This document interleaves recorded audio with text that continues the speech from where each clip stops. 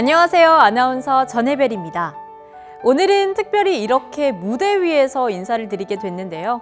이번 영상에서 소개해드릴 경기문화재단의 지원 사업과 관련이 있습니다.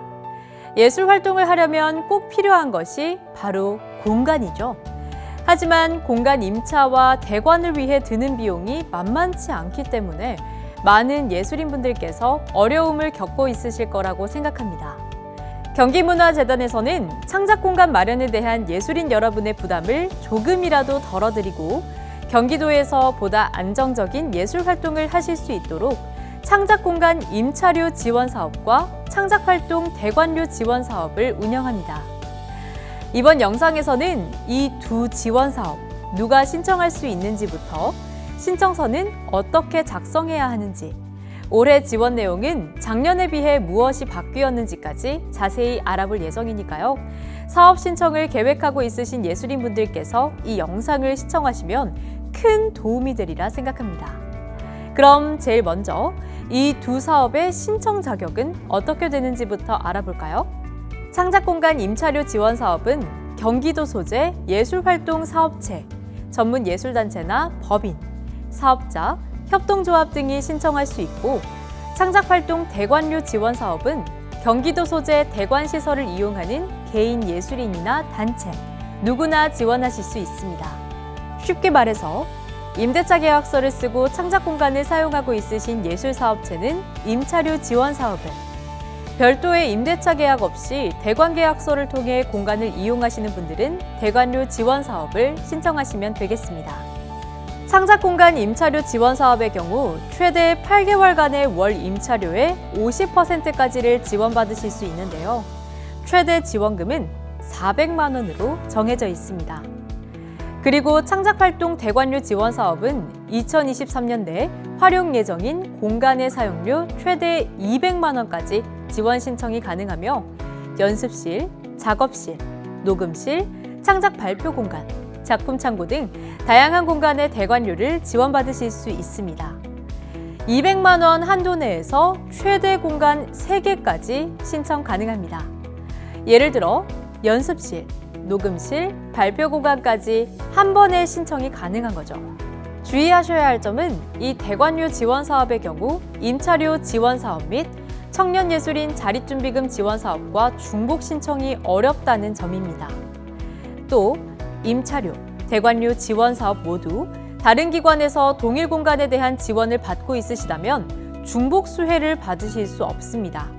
사업의 목적에 부합되지 않는 공간 사용에 대한 지원도 불가하니 공고문을 통해 제한 대상을 한번 확인해 보시는 게 좋겠습니다.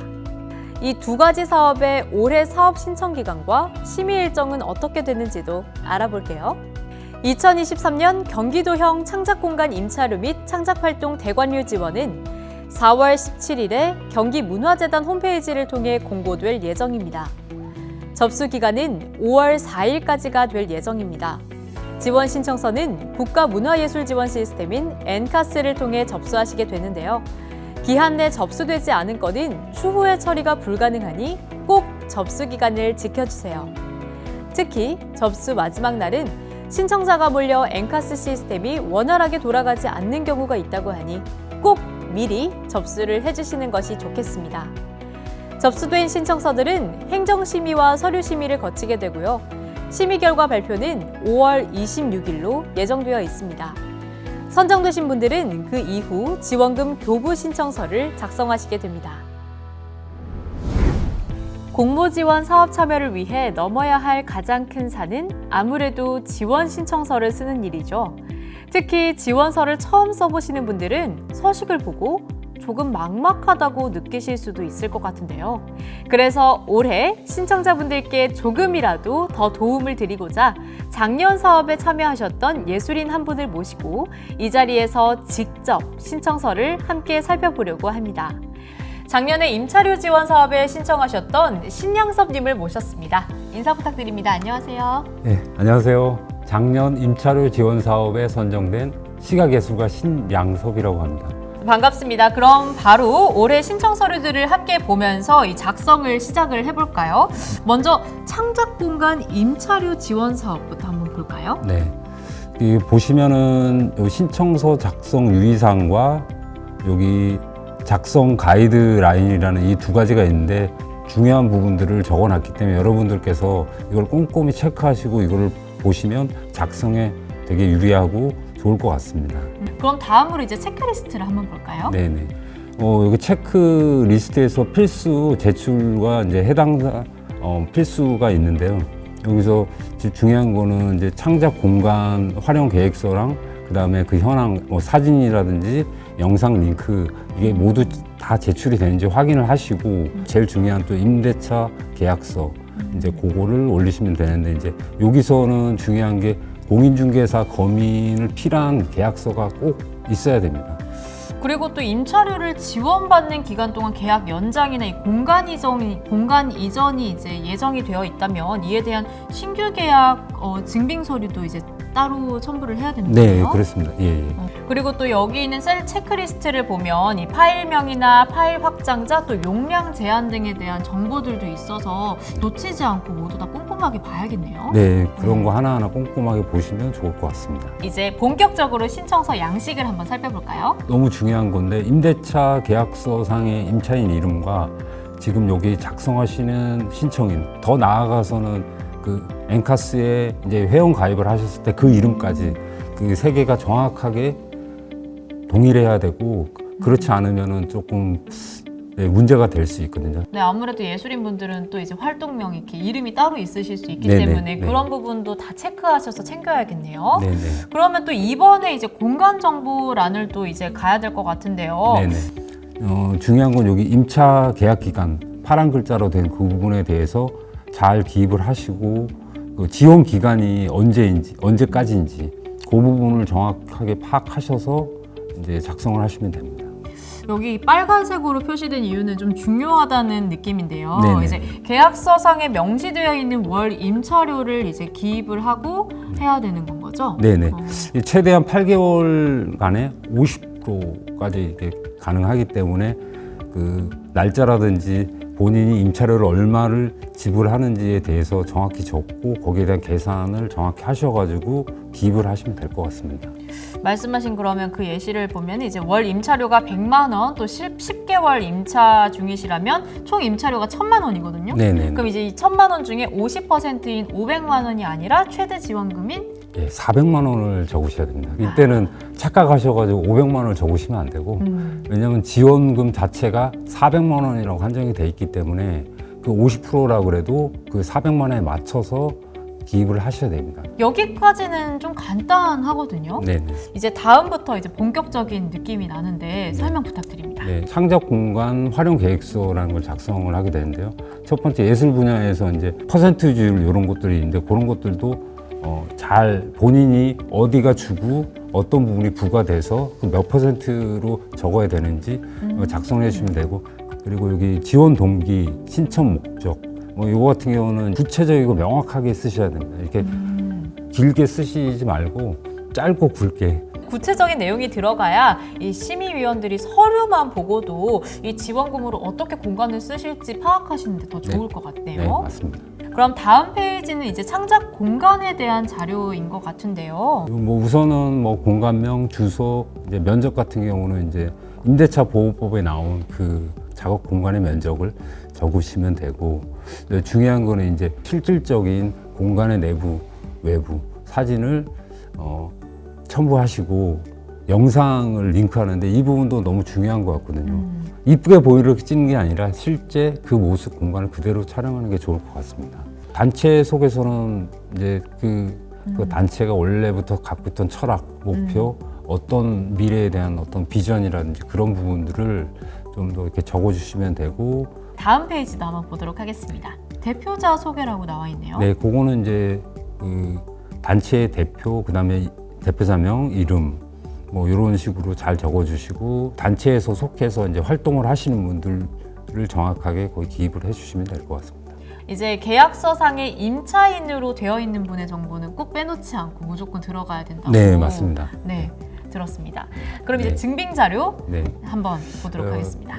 최근 3년간 3년간 그 단체가 뭔가를 했던 실적들을 뭐 제출하시면 될 것 같습니다. 도록이라든지 팜플렛 이런 곳에 단체명이나 대표, 구성원이 참여하는 어떤 확인 가능한 그런 부분이 꼭 들어가야 되기 때문에 유의하셔가지고 첨부하시면 될 것 같습니다. 단체 이름은 꼭 행정심의에서 일일이 확인하기 때문에 꼭 들어가는 자료로 첨부 부탁드립니다.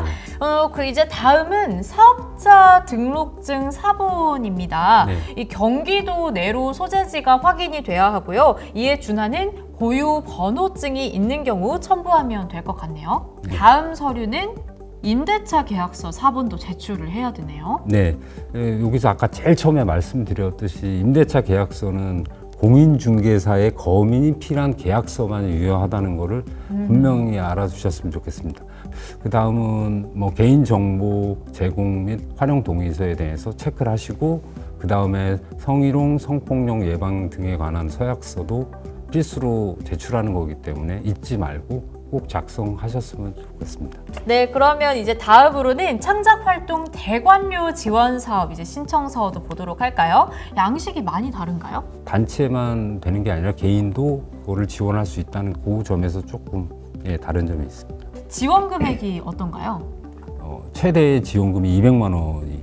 아까는 예. 400만 원이었거든요. 네, 그래서 그게 좀 차이가 좀 있습니다. 근데 하지만 여기는 이제 공간이 최대 3개까지 네네. 이제 지원을 신청할 수 있다고 들었습니다. 단체의 어떤 공간이 아닌 대관을 해서 만드는 어떤 그런 공간이기 때문에 그 차이가 있을 수 있기 때문에 또 뭐 프로젝트 진행할 때 최대 네. 3건까지. 예. 그렇네요. 네.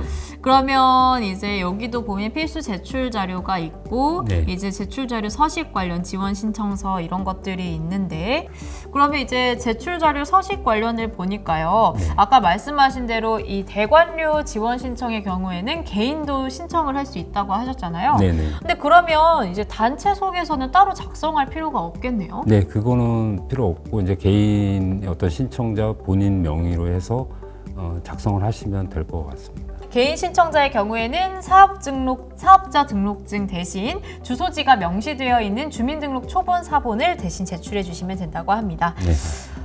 네, 지금까지 작성 세세하게 보시면서 함께 보시면서 꿀팁들 많이 전수해 주셨는데요. 마지막으로 올해 사업 신청을 계획하고 있으신 예술인분들께 신청서 작성에 대한 팁을 좀 부탁드립니다. 네, 뭐 한 가지 팁 말씀드리면은 중요한 건 한글 파일에서 사진 용량 줄이기를 하시면 도움이 많이 되시고 보통은 이제 퀄리티 때문에 사진 용량이 큰데 이걸 줄이셔야지 용량도 확 줄고 첨부 파일로 이렇게 올리시기에도 아무래도 편리하실 겁니다. 그리고 엔카스 시스템의 용량이 큰 파일 업로드가 가끔 잘 안 되는 경우가 있기 때문에 최소 몇 시간 전에 그 파일을 올리시면 좋을 것 같고 또 엔카스를 익숙히 쓰시던 분이 아니라면 적당히 이렇게 눌러보지 마시고 미리 그 재단에서 설명한 설명서를 잘 읽어보시고 그대로 따라 하시면 그 안전한 지원이 어떤 지름길이라고 할 수 있을 것 같습니다.